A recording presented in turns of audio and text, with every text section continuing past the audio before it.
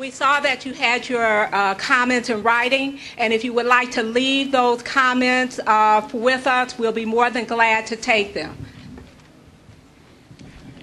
Thank you. I'm Dan Smith. I'm also from Chevrolet. This wasn't planned. I just want to report that there's a satellite room here, maybe you've heard, with every bit as many people, I believe, as here that are there. So there's great interest, and I just came over from there. As one from Chevrolet who has benefited from the hospital proximity to us and has had critical care there at the hospital personally, I really appreciate what that hospital has done, and I'm sad to see it go from its location, but it's thrilling to see the opportunity and the way that this has been embraced by so many partners. And one of the partners that I really would like to single out is the Smart Growth Coalition that has put together some extraordinary materials about quality transit-oriented development. It's not just the location. We've heard some great pieces about it, but it's the nature of the way it's built at that location.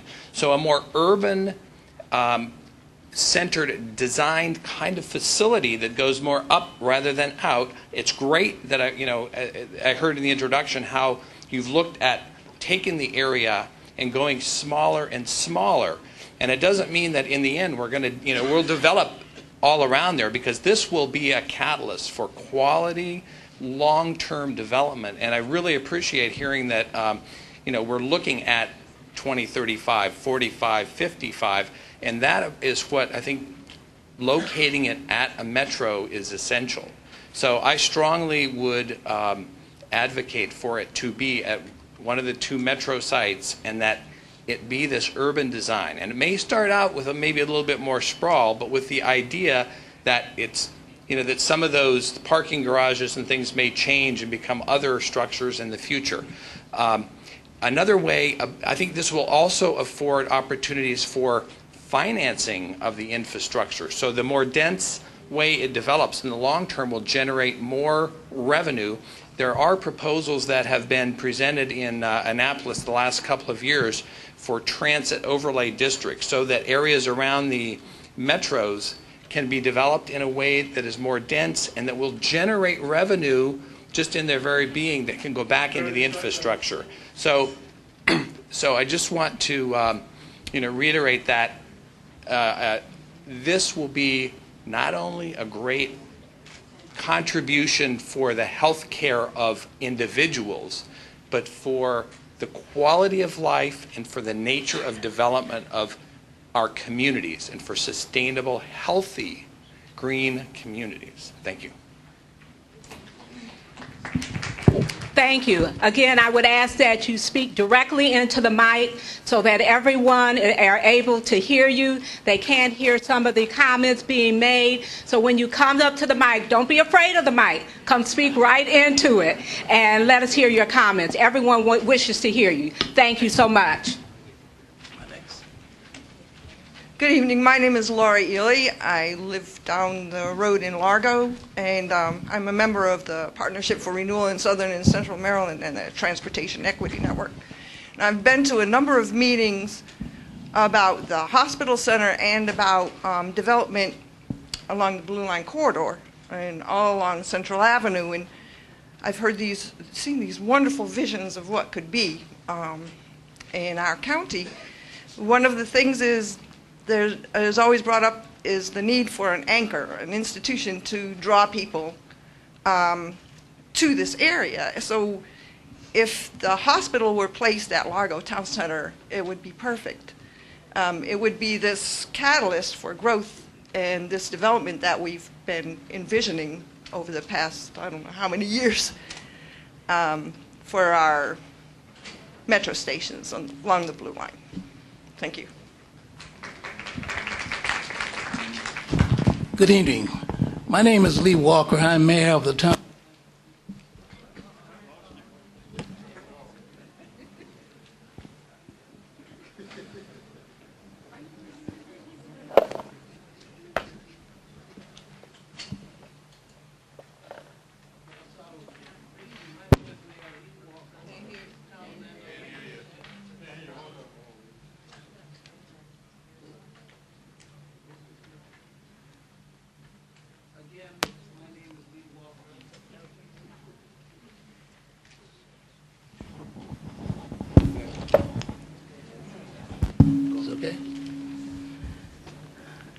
Third time. My name is Lee Walker. I'm mayor of the town of Landover Hills. Although not closely located near a metro station, it is felt that the Landover Mall site would be the best choice of the 4 proposed sites for several reasons, some of which have already been mentioned. First of all, the Landover Mall site is centrally located and is located near major thoroughfares, such as 495, 95, Beltway, in addition to Route 202, Landover Road. And finally, Landover Mall has a large amount of vacant land. For these reasons, Landover Mall would be the best choice. Also, there would not be a large displacement of residents. Thank you very much.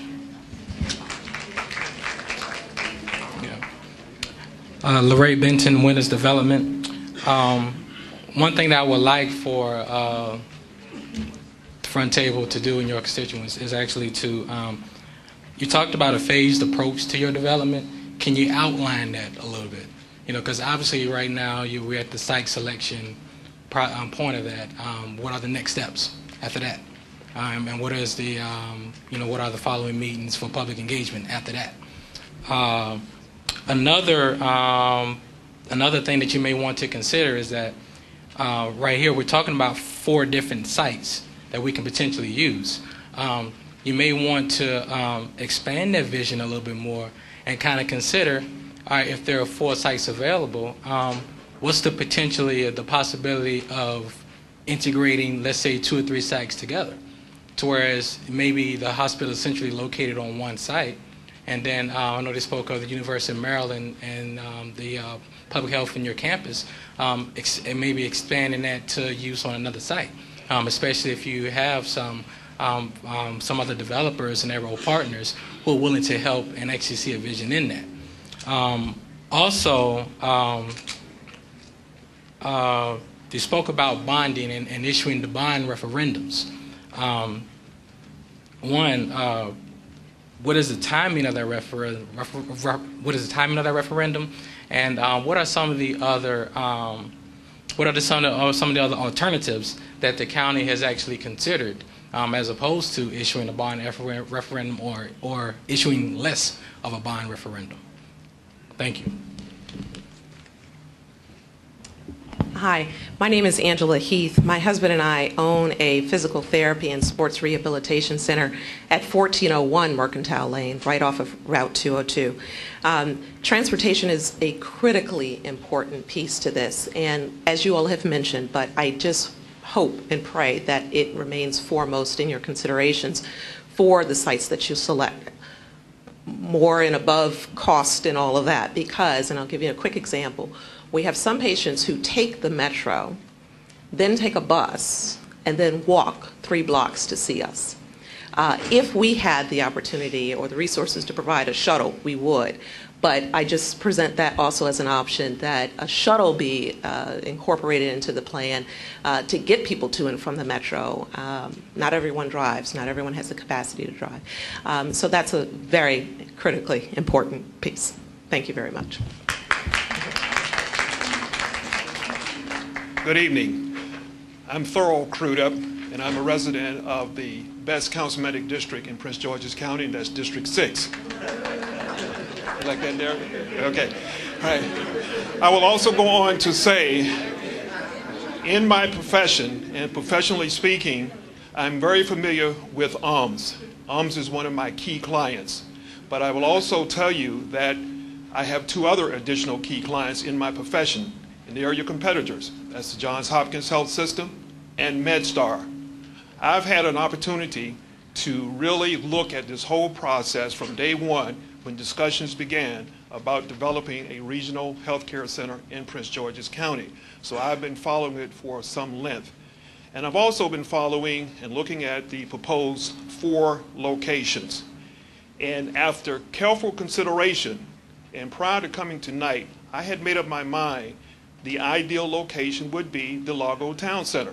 It just makes sense for the TOD with the metro. And I'll tell you one other thing that really stuck out for me about that selection. The Johns Hopkins Health System, as I said, is one of my key clients. One of the key transportation modes that they have that's really enjoyed by the employees as well as the patients is that that Metro comes directly into their concourse, which is right below the outpatient. So the folks literally are never outside. They come inside concourse and they go anywhere that they want to go. So my recommendation would be the Largo Town Center. Thank you. Good evening, everyone. My name is John Anderson. I have two issues and I hope will be addressed. After having worked 30 years and retired from Howard University Medical System, one of the problems we've already addressed is mental health services. We hope that this facility will provide all of the services that a medical should do, certainly including medical services for people who are disabled, people who have mental health problems, all age group services. So that's my concern, is that I think the location at Largo Health Center, Largo Town Center would be very much appreciated because of the Metro services as indicated by several speakers. One of the most important things I would like to see is that this house will provide all the kind of services for the people of Prince George's County, not just a few specialties. Thank you. Oh, let me take that back. I was raised in Cheverly. I was born at Holy Cross Hospital. Like most of the people that I've gone to school with and that are in my generation, we all go outside of the county to receive quality health care. I live, like I said, in Cheverly, near Cheverly Metro Station. I do not drive. I have to go to Bethesda or DC for convenient health care. And it would be awesome if the new regional medical center was located at Largo Town Center, Metro Station, for a number of reasons, as everyone has all stated today. But I'm up here because some of my neighbors suggested that, maybe the other Metro site would be better or would be good, and we could do shuttles. But I don't know if you've ever been around that area on game day. It's a mess. And if I'm having an emergency, I don't want to be stuck in a shuttle coming from Morgan Boulevard Station. But Largo Town Center already has the infrastructure, already has the setup, already has transit-oriented development, and could use that boom. So that's what I'd like to say. Thank you.